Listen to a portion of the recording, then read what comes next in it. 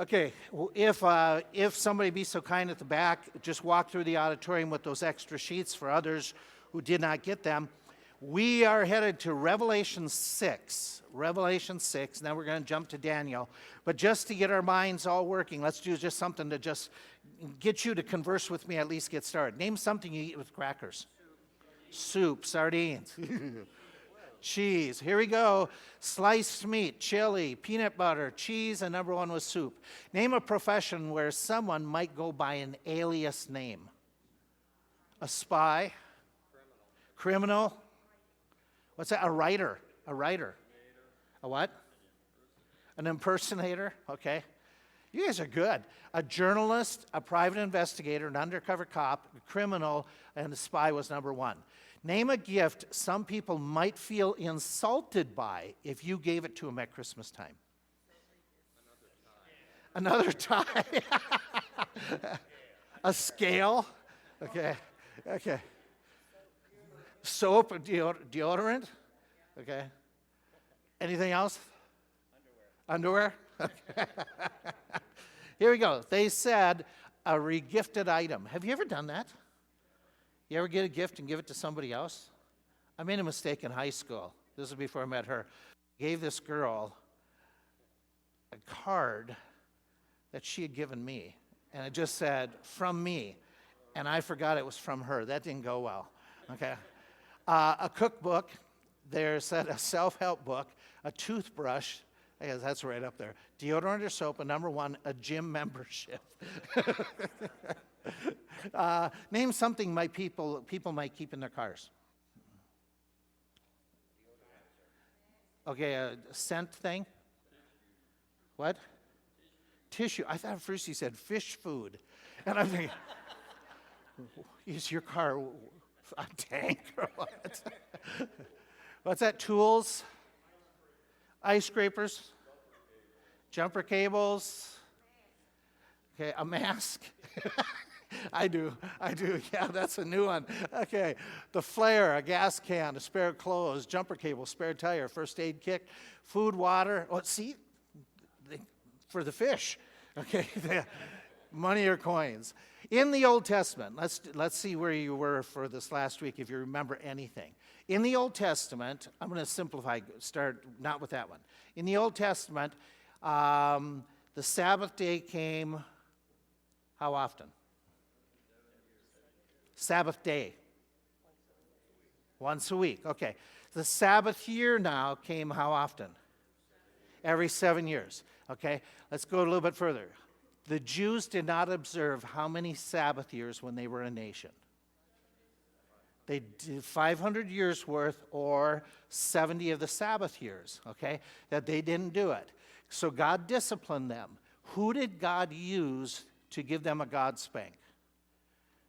The Babylonians came in and invaded. What books tell us mostly about that? What book gives us firsthand information about about one of the prophets? Let's narrow it.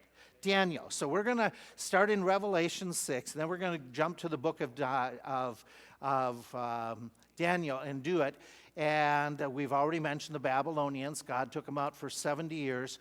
The reason that we're talking about this is as we get into the book of Revelation, which we are in chapter 6, we are starting the section that's going to talk about the tribulation. The tribulation is the last 7 years of human history, and then Jesus will interrupt it by his second coming and start a new phase. And in that final 7 years, okay, it is as described in the Bible as being the worst time in all of human history. There's going to be 3 sets of 7 judgments. There's the seal judgment, the bowl judgment, and the trumpet judgment. During this time, Antichrist will rise to the point where by the middle of that time, he is the world dictator, dominator, and totally in charge for the last 3.5 years. During that time, God will raise up new witnesses. He'll raise up 144,000 Jews, 12,000 from each tribe, that will be specially anointed to be witnesses. He will also have the 2 prophets who will do many signs and miracles and wonders and center their ministry there around the rebuilt temple. During that time, demonic opposition will be like never before. The deception, the miracles, the signs, the wonders. It is going to be at an all-time high, as well as persecution, as well as sin running rampant, as well as the death rate. Within the first period of time, there is going to be, it says in the first, basically, within two of the different judgments, 1/2 of the humankind will die at that time, 1/3 of the humankind will die, of the remaining. So it's going to be a huge amount of death that's taking place. It'll wrap up with what is the Battle of Armageddon, a series of battles that culminate with a war that's taking place outside of the city of Jerusalem that is a world war. Whether it's going to be called World War III or if there's something in between there, I don't know. But it's going to be a major world war where at Armageddon, mankind is at the point of total annihilation of himself, and Jesus Christ will interrupt and come down from heaven and put an end to all of that warfare and everything else. We are going to talk about that time. And in fact, hopefully we will end up with this section, Revelation 6, where he says, I saw when the Lamb opened, and this is the beginning of the tribulation, and I heard, the noise of thunder, and the 4 beasts said, come and see, and I saw, and behold, a white horse. Him that sat on him had a bow. Something's missing in that verse, by the way. No arrows. No arrows. He has a bow, but no arrows. And a crown was given unto him, and he went forth conquering and to conquer. And when he had opened the second seal, I heard the second beast say, come and see what this is. And there went out another horse that was red. The power was given unto him that sat thereon to take peace from the earth, that they should kill one another, and there was given unto him a great sword. And when he had opened the third seal, I heard a third beast say, come and see, and behold, a black horse. He that sat on him had a pair of balances in his hand, and I heard the voice in the midst of the 4 beasts say, a measure of wheat for a penny, 3 measures of barley for a penny, and see that you hurt not the oil and the wine. Just as a pause there, what's he describing? What does he mean by a measure of wheat for a penny, 3 measures of wheat for barley? Okay, there's going to be exorbitant food costs. There's going to be famine. And he's talking about how expensive. A day's worth of labor will get you 1 sandwich. Okay, so you think food prices are real high now. It'd be like to get 1 burger. Okay, you have to work for an entire day, which poses a problem. How do you feed? Yeah, okay. Then he goes on, he says, when he opened the 4th seal, I heard say, come and say, in a pale horse, his name that sat on him was Death, hell followed after him. Power was given over unto them to kill 1/4 part of the earth, to kill with sword, hunger, death, and what else is going to bring about so many deaths? The beasts of the field. Okay, we're going to come back to this. Okay, jump over to Daniel. Hopefully you have this sheet. If you walked in and did not get this, feel free to step back and get a copy of this sheet. It's a chart of different things I'm hopefully making a little bit easier for you. In the book of Daniel, the setting that we talked about last week is Daniel has been a captive for about 68 years. The Jews were taken captive, the first group of them, when the Babylonians invaded the land.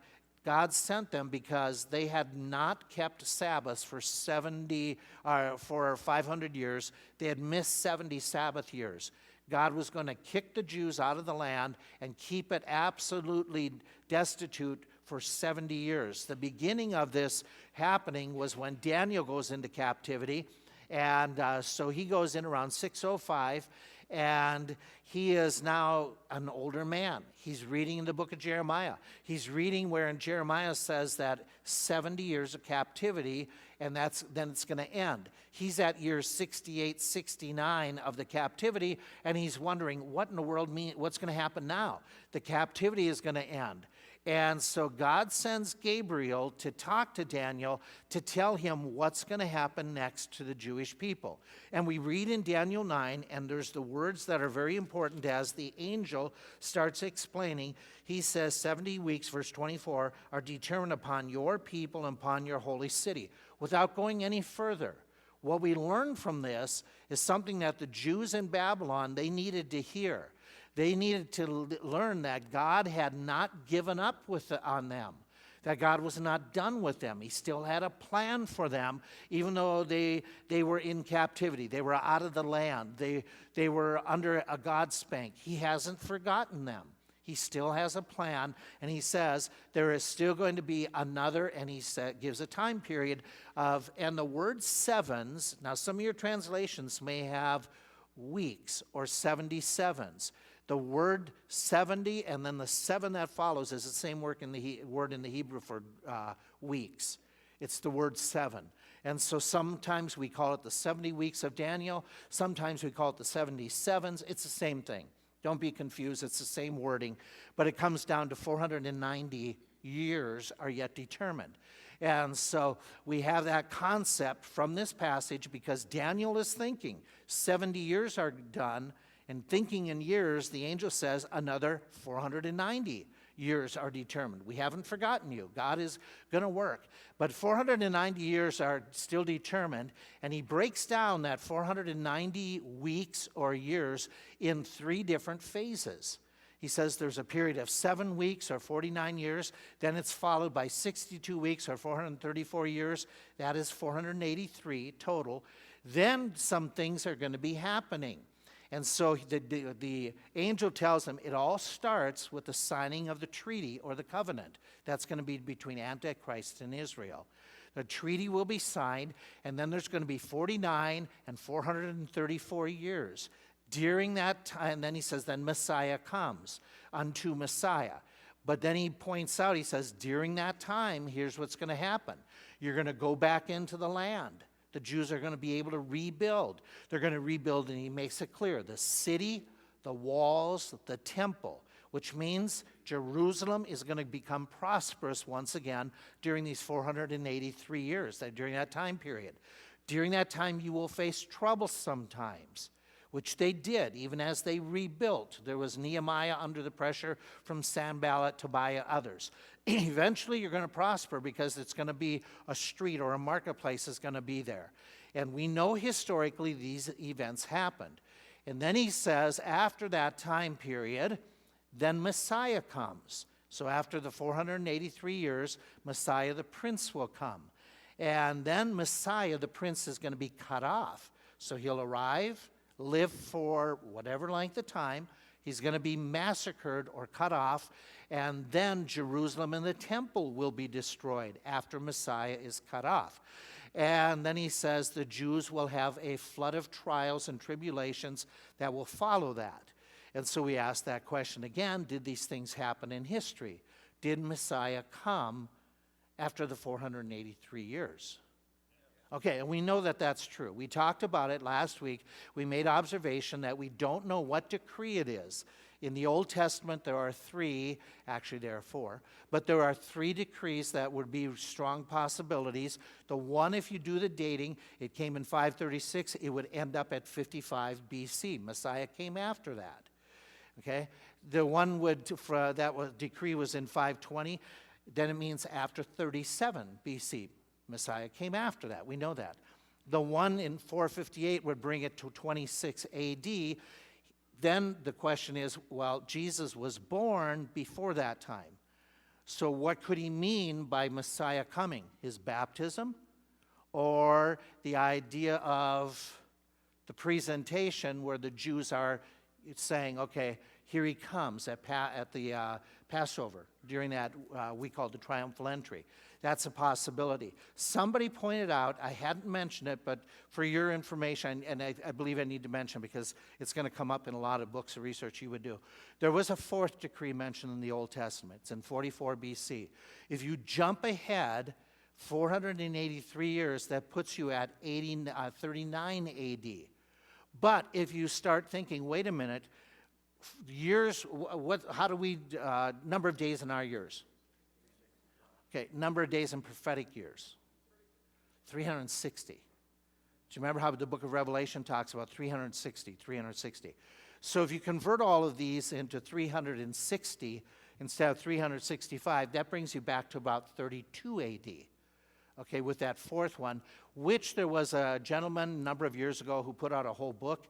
It's still very popularized. He did it, all the research, somehow, some way, figured it all out, that he said, okay, then that means Jesus Christ came in the triumphal entry on April 6, 32 AD.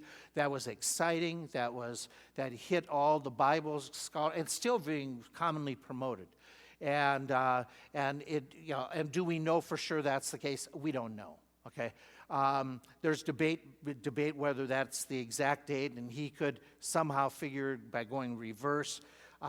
Here's the point you have. Since this guy did that book, which was done in 1895, since that time, there has been more archaeological findings and records that have clearly made it clear in recent times that Herod died in 4 BC.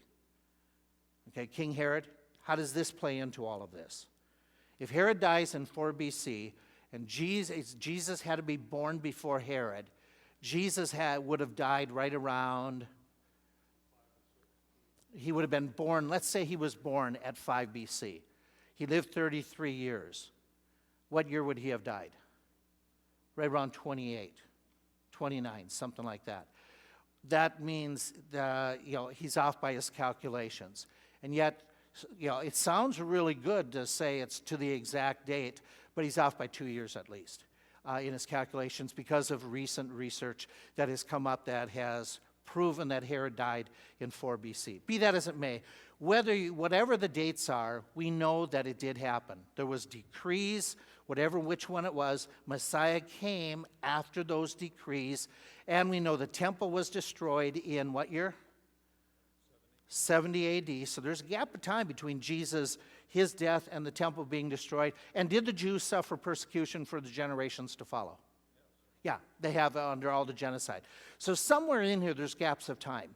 Already put right from the time that Jesus arrives to his death to the destruction of Jerusalem, God has put in some gaps. And so after that, sometime after that, then God says there's going to be the final week. And the final week is called the 70th week of Daniel. It is also referred to as what we would call the tribulation period. What do we know about that tribulation period? Based on what Daniel says here in the rest of this chapter, where he says, okay, and we're jumping down to verse 27. He shall confirm the covenant with many for 1 week, and in the midst of the week he shall cause the sacrifice and the oblation to cease, and for the overspreading of abominations he shall make it desolate, even unto the consummation, and that determined shall be poured upon the desolate one. What's that all mean? Okay, let's describe what Daniel has just said, what the angel has just told Daniel, about this 70th week, this tribulation period. This prophecy tells us that this is a Jewish time period. It is designed to deal the last 7 years of dealing with the Jews as a nation. It is not for the church peoples. It is for the Jews. With that in mind, we know that it's a period of 7 years. I'm trying to be very simple, okay, so that we all get this, because for me, I have to go over and over it to make sense. It starts with a treaty that's going to be between Israel and some major world leader who eventually becomes Antichrist. We know that these are the facts from this passage, okay? Time for Jews, 7 years, treaty between Israel and the major world ruler. We also know that this major world ruler is going to come from some region where it had to be in the ancient Roman Empire. The reason we say that is because in the previous verse, he talks about the people of the prince that shall come. He's referring to Messiah is the prince that shall come. The people of the prince will come and destroy Jerusalem. Who destroyed Jerusalem in 70 AD? The Roman Empire. So the Antichrist, the prince, comes from that group of people. He has come from somewhere where the ancient Roman Empire was. Is that the city of Rome? Is that in some of the region they had conquered? Is it the Ukraine? Somebody that might come from the Eastern Europe scene, where Rome did extend into those regions. So we don't know. We just don't know. But he's going to come from that Western Empire, okay, the Western world as we know it, the Mediterranean world. This major world ruler, we know that he's an extremely wicked man. He won't keep his covenant. He is referred to as committing abominations. He is even going to cause the sacrifices to cease. He is called the desolator in this text. So this gives us a description of this person that makes the treaty with the Jews. He is a wolf in sheep's clothing to the Jews. Okay? And so he's a very wicked man. What happens in the middle of the week, he breaks his treaty. This is where he breaks his word. His 7-year treaty, all of a sudden he'll break it. And at that time, when he breaks it, he will force the Jews to cease their sacrifices. No more sacrifices. What does that tell you about the temple? Okay. Is there a temple right now? No. But before this time where he causes sacrifices to cease, what has to happen? The temple has to be rebuilt. Okay? And so according to this passage, he's telling that the temple will be destroyed. It was done in 70 A.D., and Daniel, it's going to be destroyed, but it's going to be rebuilt again sometime in history, and the wicked ruler is going to stop the sacrifices.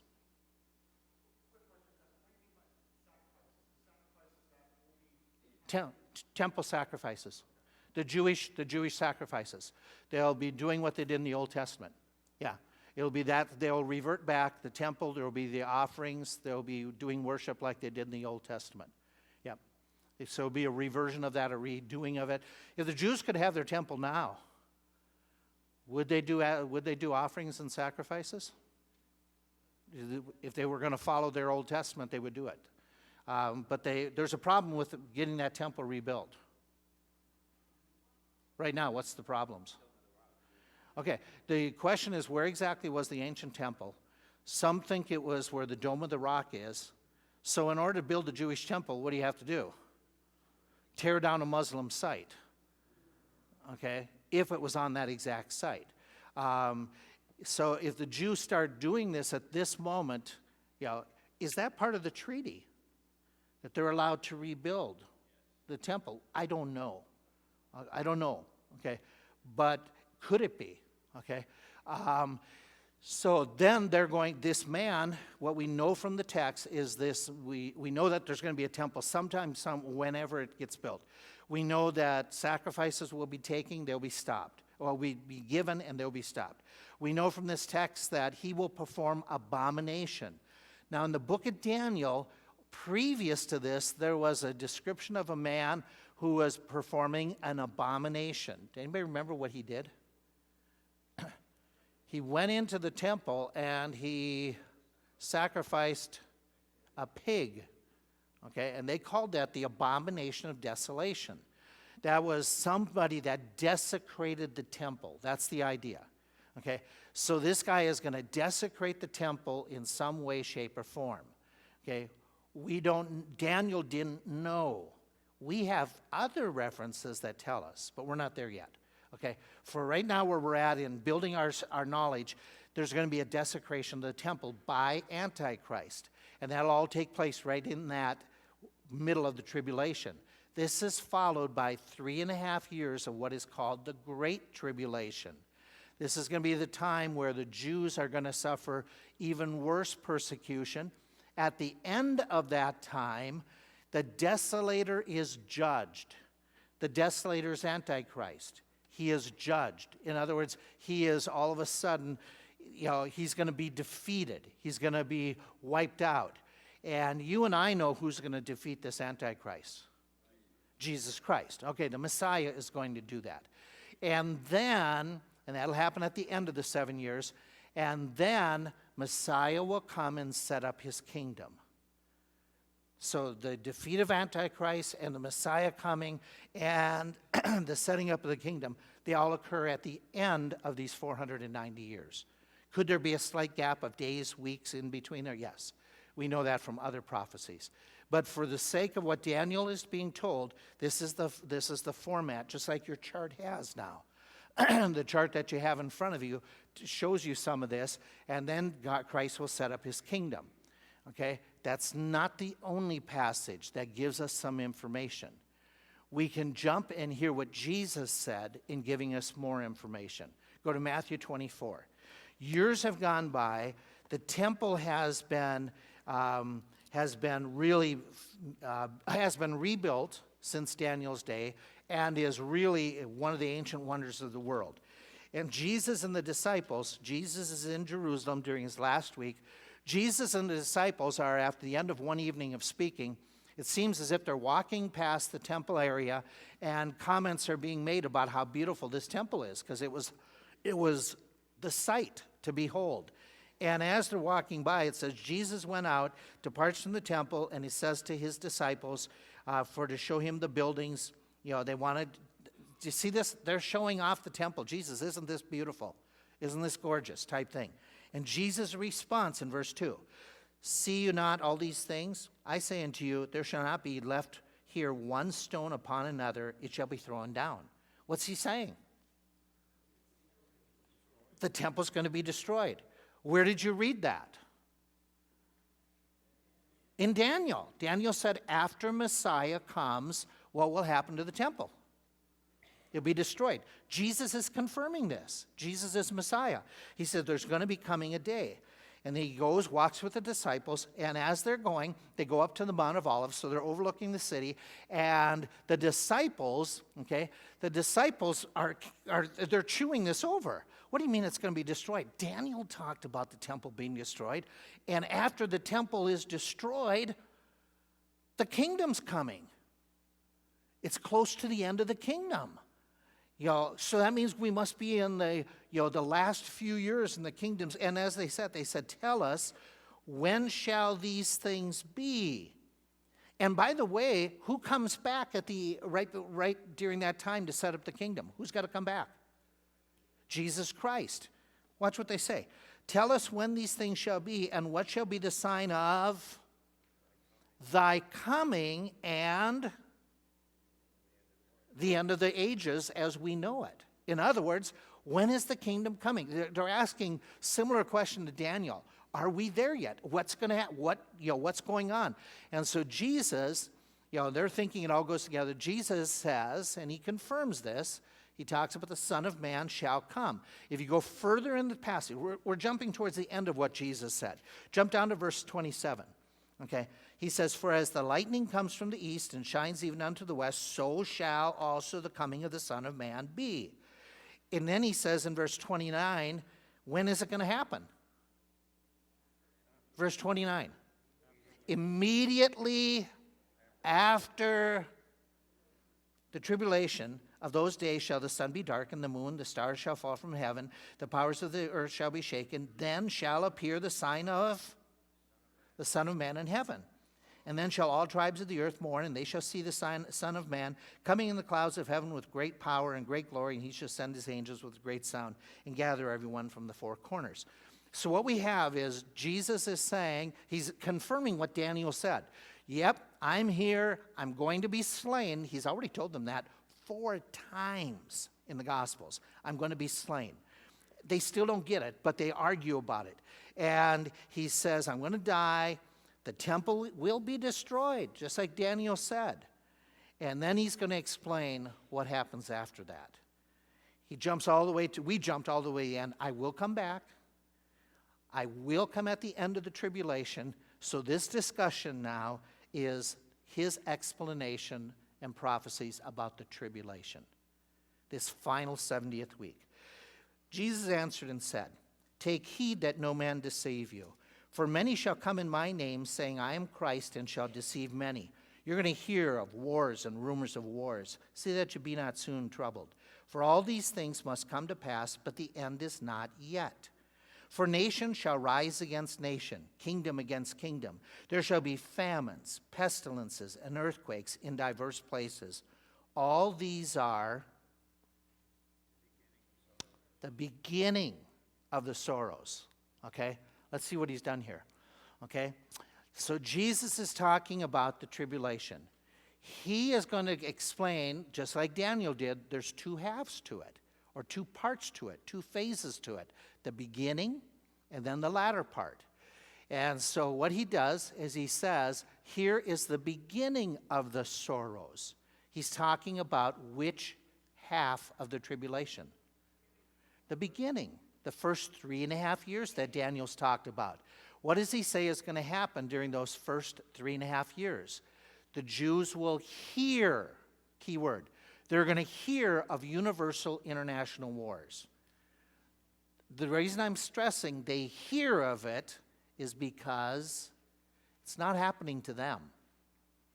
This is outside of Israel, okay, during the first part of the tribulation. Okay, they're hearing of international warfare.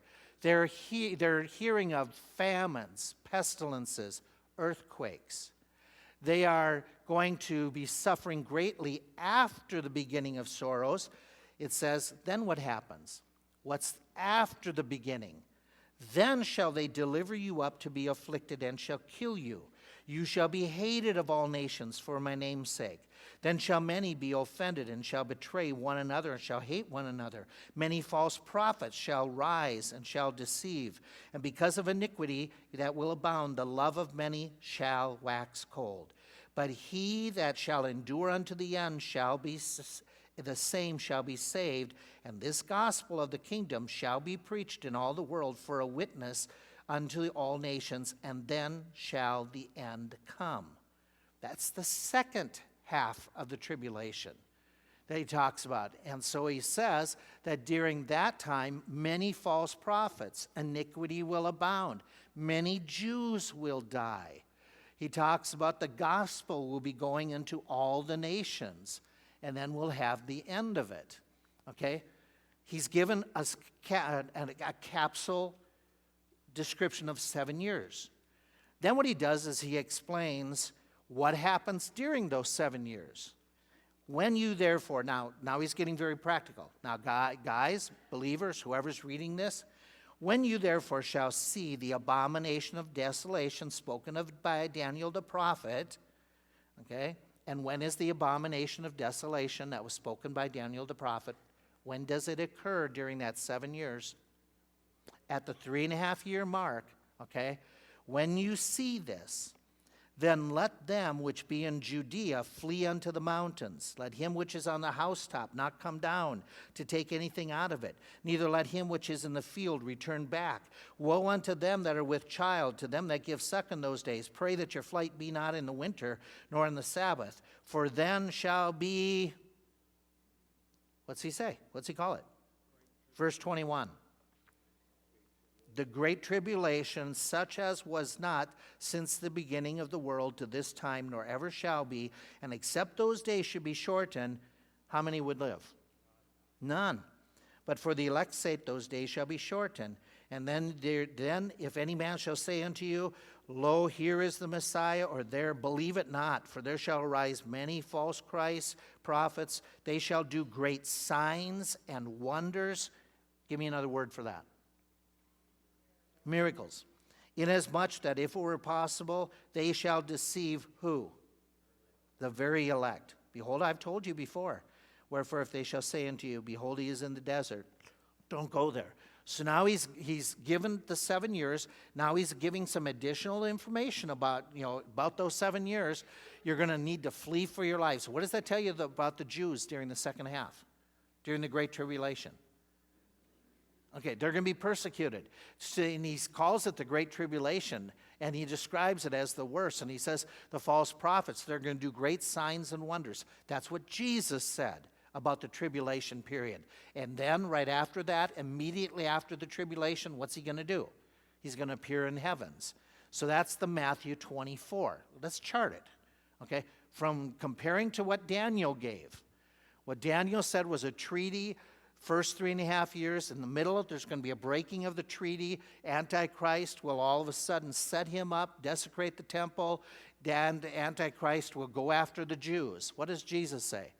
In the first 3.5 years, you're going to hear of the beginning of the sorrows, international warfare, major earthquakes, pestilence and famines, and sin will be abounding. But then he says, there's going to be the abomination of desolation, just like Daniel said.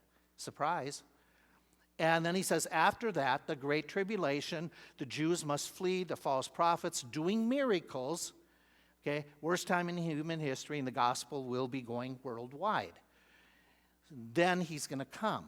At the end of that time period, then he will return, according to the verses, and then gather all the nations. Okay? Let's do another passage. Go to 2 Thessalonians. 2 Thessalonians. By the way, is there any contradiction in what these prophecies have given so far? Is there harmony between the prophecies? Yes. Okay. Perfect harmony. Let's go to 2 Thessalonians. What did Paul reveal about the future? This is the passage that they're writing, and they're saying, what about us? Are we going into the tribulation period? Understand, at the moment that Paul is writing, there is great persecution happening. You've got, right around this time period, what emperor in Rome is crazy? Nero. And the Jews are starting to be slaughtered. Remember, the city is burnt, and who does he blame for it? The Christians. And so there's going to be 10 imperial persecutions. And Nero heads up one of them. And so these people are wondering, are we in the tribulation already? And so in chapter 2, he's writing and saying, now we beseech you, brethren, by the coming of our Lord and by our gathering together, be not soon shaken in mind or be troubled, neither in the spirit, nor by the word, nor by the letter from us, as the day of the Lord is at hand. In other words, calm down, calm down. Let no man deceive you by any means, for that day shall not come except, and then he gives some signs that were not in those days yet. And so what he does is he's writing to these people, and he's going to describe Antichrist as one of the signs. And he's describing it, and when he describes the man, this whole passage is about Antichrist. He's one of the signs. What does verse 3, I already put it up there. Verse 3 describes him as the man of sin, the son of perdition. So, good guy, bad guy. Okay, evil. Okay, so he's describing an evil guy. What's he called in verse 8? What terms does he use for him? The wicked one, okay? Okay? He calls him that wicked one, literally. What does he do according to verse 4? What does this guy do according to verse 4?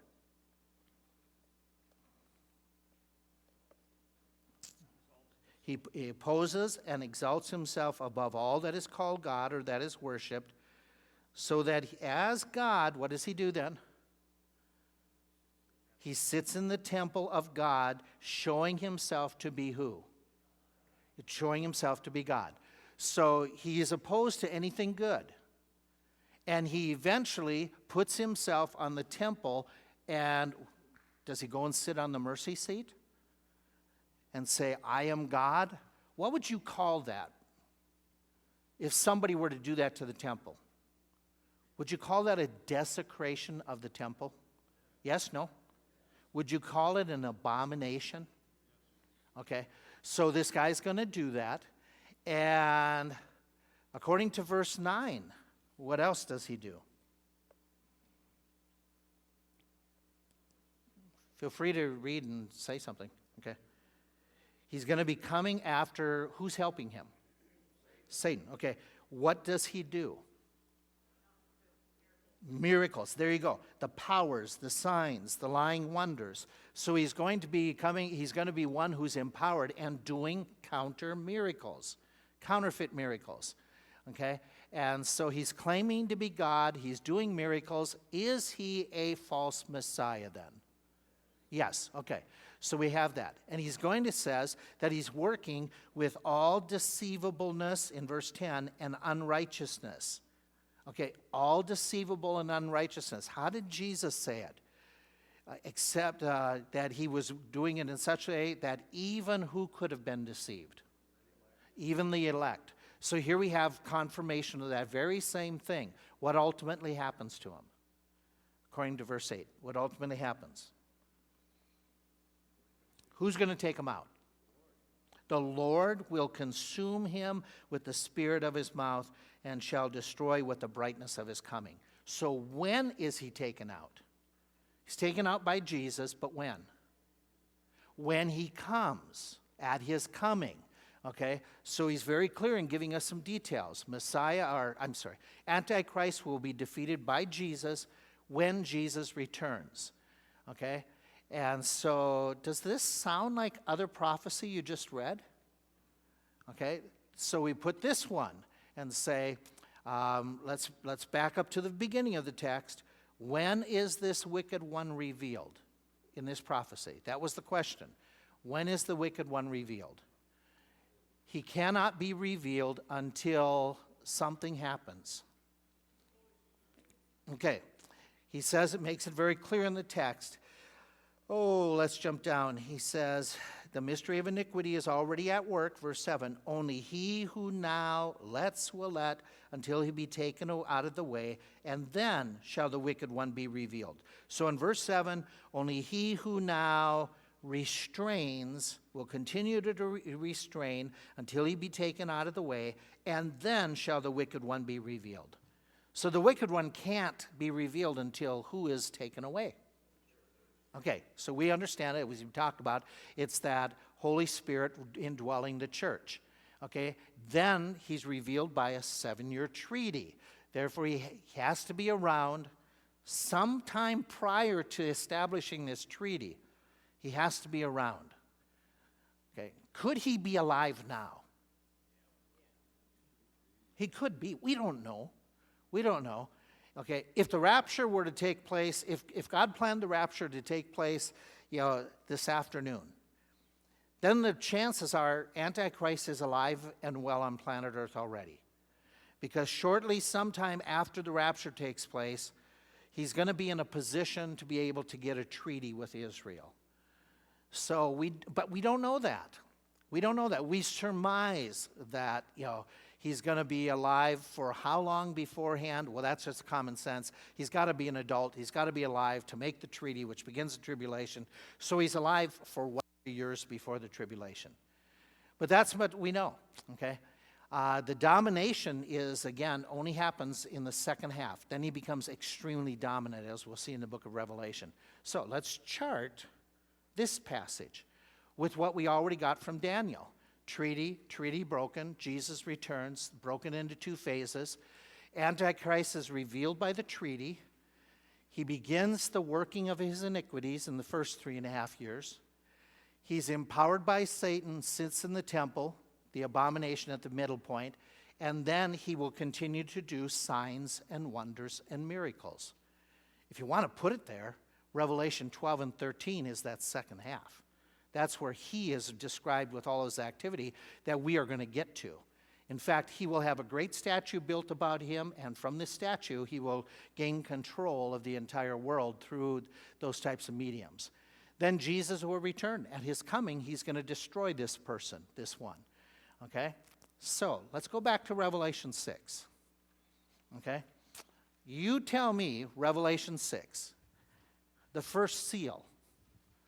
What was the first seal? Now we're bringing all of this to see if they match. Revelation 6, the very first seal. What is it? It's a white horse. The rider on the horse has what in his hands? A bow without arrows, okay? What is he doing? What's the activity? He goes about and does what? Conquers. How does he conquer without military weapons? How do you conquer people without weapons? Can you do it politically? Can you conquer with treaties? Can you promise peace? Okay, let me ask it this way. How did Hitler get Czechoslovakia? Treaties. Britain and France gave up Czechoslovakia through a treaty. There was no warfare at that moment. And what did Chamberlain hold up the newspapers? You see those famous pictures? And he says, we have gained peace in our time. Okay? And then what happened 2 years later? World War. Okay? Could that ever happen again in history? We know it's going to happen. There's going to be some person, some character who conquers much of the world, okay, as we're talking about the political world. He's going to conquer through taking control, through treaties. He's going to talk about, well, absolutely, you know it by the next verse. The next verse says, what is going to be taken away? The next couple verses. With the second seal, what is taken away from the earth? Peace. So what does the first one tell you? What does he promote? He promotes peace. Okay? So the first seal is somebody who's coming, or something who's going to try to bring everybody together. And I sit there and I go, are we living in a day that people will buy into resolution to economic problems? Are we living in a day? Are we living in a day that even the American electorate can put their brain in a basket and give in to just getting back? Is that true of our society anymore? Okay, so you can see this would be easy to do in our time. Okay, so second seal, before I run out of time. What's the second seal? What is it? Redness, the horse that's red. What's that describing? Warfare. Okay, the second one is warfare, lots of killing is going to be taking place. Peace is taken away. What's your next seal? The black horse, what's he represent? The black horse, holding the balances, a measure of wheat for a penny. Am I saying that right? Yeah. Okay, what are we describing here? Famines. Okay, so we're describing famines, some of those events that are taking place that contribute to the famines, the pestilences, all that kind of thing. Verses 7 and 8, what's your next one? Pale horse of death, okay? Lots of people dying, that 1/4 of mankind living on earth will die. What's your next seal represent? We're going down to verse 9. Okay? There's going to be people sitting in heaven saying, how long, O Lord, until you avenge? What's that mean? Why are they in heaven? They're martyrs. Okay, so we have the idea many saints are being persecuted and martyred during that first period. Okay, there's going to be lots of people killed. Verse 12 and following, what's the sixth seal? You got it in verse 12. Okay, there's going to be the great earthquake, the stars of heaven. And this is the beginning of the wrath. So you have natural disasters are going to be increasing and abounding. Okay, during that part. Excuse me. And then your seventh seal becomes the opening of the trumpet judgments, the next set. Okay?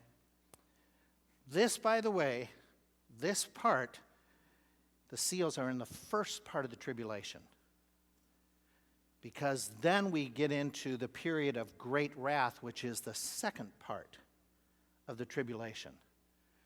So let's put it on our charts, okay? Let's see what we got. We got the rapture would take place.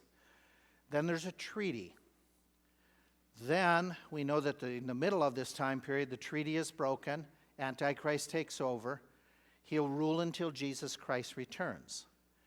And according to this, combining all the texts, take what Jesus said, take what Revelation says.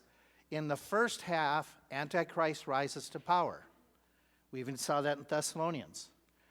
There's going to be wars and rumors of wars outside of the land of Israel. There's going to be famines and pestilences, mostly outside the land of Israel. Persecutions and death. Then as well, there's natural disasters. There's earthquakes. And sin abounds. Matthew, Thessalonians, Daniel, do they agree with the book of Revelation? How do they fit? Like the proverbial hand in a glove. Why is that? Because God's the one in charge. God's writing all this. Does God contradict himself? No, absolutely not. Absolutely not. By the way, in your second half, you have what Jesus and the others said, which we're going to start studying now back in Revelation 6. Satan fills Antichrist. He exalts himself. The main focus of the second half, and I'm going to add to it just right now, Satan is cast out of heaven when that treaty is broken. Satan comes to earth angry. He knows his time is So who's he go after? According to Revelation 12, he goes after the Jews, tries to wipe them out, but God miraculously protects them, and that's part of all that bowl judgments and trumpet judgments. The bottom line is God's in charge. And here's something that doesn't encourage, but it's a reality. It's going to get blank before it gets blank. It's going to get worse before it gets better. But eventually it gets the best. Yeah, eventually the Lord comes back, and we enter into a kingdom. And even though it's the worst time in human history, we know that the best time in human history is still ahead. Maybe today. Maybe today. Thanks. Let's pick up there in April. We'll pick up in Revelation 6.